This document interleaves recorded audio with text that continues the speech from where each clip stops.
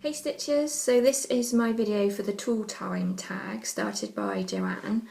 I will say straight off the bat that I've already broken the rules with my tag because I could only think of 4 stitching tools that I use, apart from the obvious like needles. I mean, you don't need to know that. The only other 5th tool I could think of was my television because I watch that while I stitch, but that doesn't really count.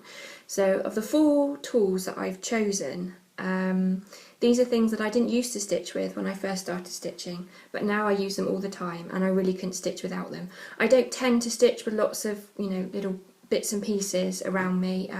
I've streamlined my stitching process because I find that way I stitch faster.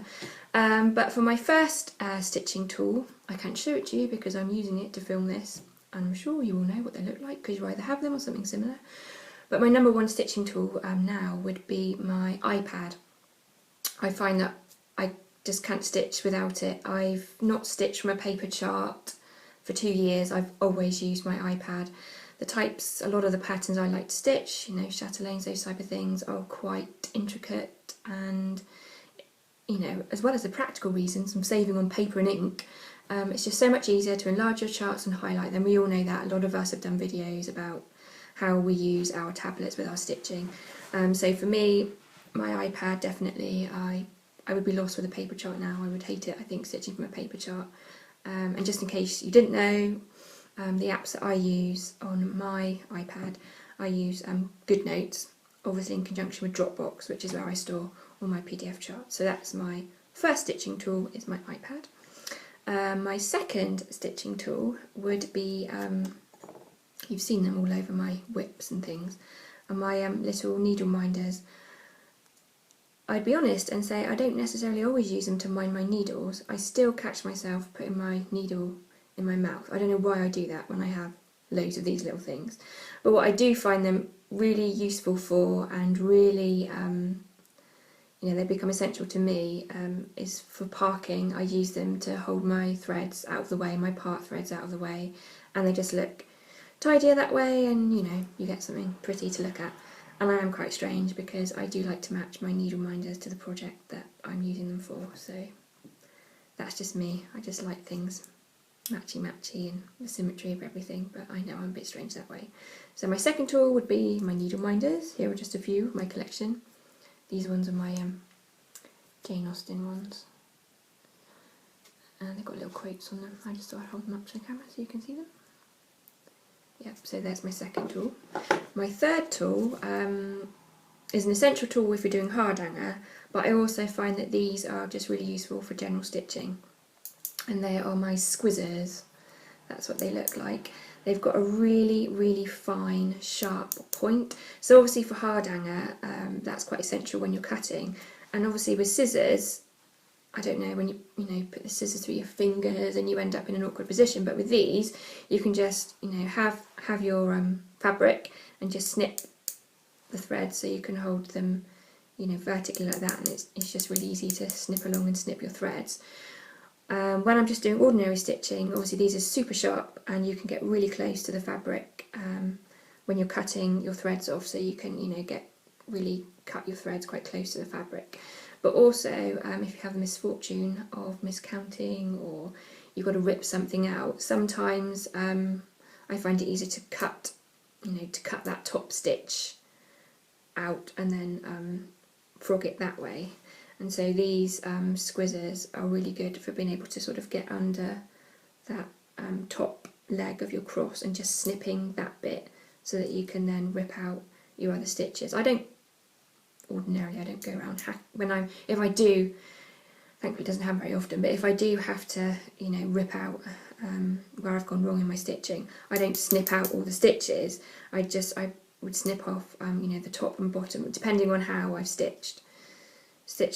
cut that top stitch, and then I just with my needle just frog it out. But these, I couldn't do that with ordinary embroidery scissors, but these squizzers are ideal for really fine cutting, and so because quite easily with a pair of scissors you could go through the fabric and the thread, which you really don't want to do, but these allow for sort of intricate cutting. You can be far more accurate with these squizzers than you can be, I find myself, probably because I'm clumsy, but I can be far more accurate with these than I can be with ordinary embroidery scissors, so I always have these on my stitching little table by me in case I need them for anything like that. So that's 1, 2 and 3, and my fourth is my Lowery stand. So I thought what I would do, I know I watched Tara's video this morning, and she put out a plea for help on behalf of a fellow stitcher who wanted more information about floor stands. I know I've already showed it briefly in my storage and stitching setup video, but I had promised to do a more sort of closer, in-depth sort of review of the stand. I was going to do that in my whip video this month, but I thought it kind of fits in with this tools tag. So what I'm going to do now is just do a little piece, a bit more close-ups on my Lowery stand for all of you. Right, so this is my Lowery stand. You've seen it before in my storage and stitching setup video, but I thought I would do sort of a more in-depth review of it really, because sometimes it is quite difficult to pick a work stand because they are quite expensive, and very few of us get the opportunity to actually go into a stitching shop and try one out. So this is sort of the next best thing really, me doing a little review of it. So here it is. One of the reasons why I chose a Lowery stand was for the fact that it's quite, doesn't take up a lot of space at all, rather than those stands that sit, that sort of stay in front of you when you stitch. This one goes to the side, so there's a big sort of metal plate at the bottom, and I've got some lovely Next catalogues on there to act as a counterbalance, because obviously, although it is an incredibly sturdy stand, you do need to, most stitchers put something on the base to make sure that it doesn't tip the stand up when you've got your frame on it. And the other good thing about it is if you don't have a lot of space, if you're a person that has to put away their stitching every time they've finished a session, this one's actually really easy to take apart. So you can take off the clamp and take off that bit. So at the end of the day, you know, that's as much space as your Lowery stand is going to take up. So it's really easy to do this now. Just take apart and put back together again, no problems at all. And you'll notice down the side that I think there's 7 little holes there, which is for you to adjust the height. So obviously sometimes I sit in a different chair to stitch that's higher up, so then all you need to do is take out that little pin there and adjust the stand and put the pin in the hole you want it to, so the height can adjust. The same for the width really, this can move. Obviously it depends on the width of the chair, you know, the width of the arm of the chair that you're sat in. So for some people might actually need a longer arm, and there is an attachment that you can buy separate, a different accessory that you can buy from the makers of the Lowery work stands, which will actually extend this part of your frame out. I don't have it because I don't need it, but I know some stitchers find it quite helpful to have that. This bit here, there's all sorts of different types of accessories you can buy to go with your Lowery stand. The only one that I bought when I first bought the stand is this, and it's actually a chart holder, which I of course don't use anymore because I stitch from my iPad now, I don't stitch from paper charts. But this here, basically you slot one of those magnetic boards that you can get that you put on your chart, attach your chart to, and you can slot that in there so you can have your chart as part of your work stand as well.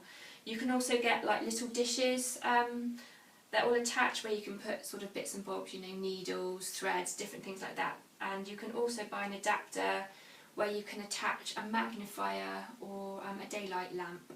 So all of that can be, if you want it to be, attached to your Lowery stand. I don't stitch with any of those type of things anymore. I like it all sort of streamlined and smooth. So I just, this is all that I have for my setup. As for the clamp, I think I explained in my storage and stitching setup video, you can get 2 types of clamps for your Lowery work stand. This one is a side clamp, but you can also get a corner clamp, which they say you can use for Q-snaps. But actually I know quite a few stitchers that use the side clamp for their Q-snaps as well as their scroll frames. They find it works for both. But you can see it basically winds, you know, so you can have quite a wide frame, deep frame. And I know that some stitchers do use these for their Millennium frames because it fits. So that's that there. So yeah, it doesn't matter how deep your frame is, chances are the Lowery stand will fit it. So now you want to see it in action. So here are my Easy Click bottle frames, which is what I use. So yeah, you just screw it in like that. It clamps onto your frame. And this is the thing that really sort of sold me on this stand, is that it's very easy to both flip your frame, but also to push your stitching out of the way. So obviously, you know, you're stitching away and you need to finish a thread on the back. All you've got to do is just slightly undo that lever and flip it, do whatever you need to do, flip it back and then tighten that lever again, and then it's all, you know, very sturdy. And of course, if you want to get up out of your stitching chair, all you do is turn the lever on the side, and then you can just push your stitching out of the way so you can get up and you're, you know, free to go about your business, do whatever you want. So, you know, those are the main reasons why I like it. It's just quite simple and easy to use, and it just fits in with the way I stitch and my particular stitching style, really. So yeah, that is my Lowery stand. Obviously, if you've got any other questions, if you want some of the measurements or things like that, some more specific details, then you know, comment, let me know, and I'm quite happy to measure that up for you. Another thing I would say, if you're watching this from the States or Canada or somewhere overseas and you like the look of this stand, I will double check prices between suppliers in the States and So&So, the UK website, because I know a few months ago there was quite a run of stitchers in the States who were actually buying the Lowery stands from So&So because it was cheaper to buy them in the UK and ship them to the States than it was to actually buy from a supplier in the States. Because remember, when you look at So&So's website, if you're buying from America, for example, you lucky people don't have to pay the 20% VAT that we do. So you can alter the prices on the So&So website not only to show in dollars, but also to show the price without the VAT. So I'll put a link up to that. I can't remember the prices off the top of my head, but I'll put the links to So&So and all of that type of thing in the description below, just in case you wanted to double check the prices and things like that. So there you go, that's the end of my little tools video. So I hope you've found that interesting or useful. Any questions, let me know. But all that's left to say is thank you for watching and happy stitching.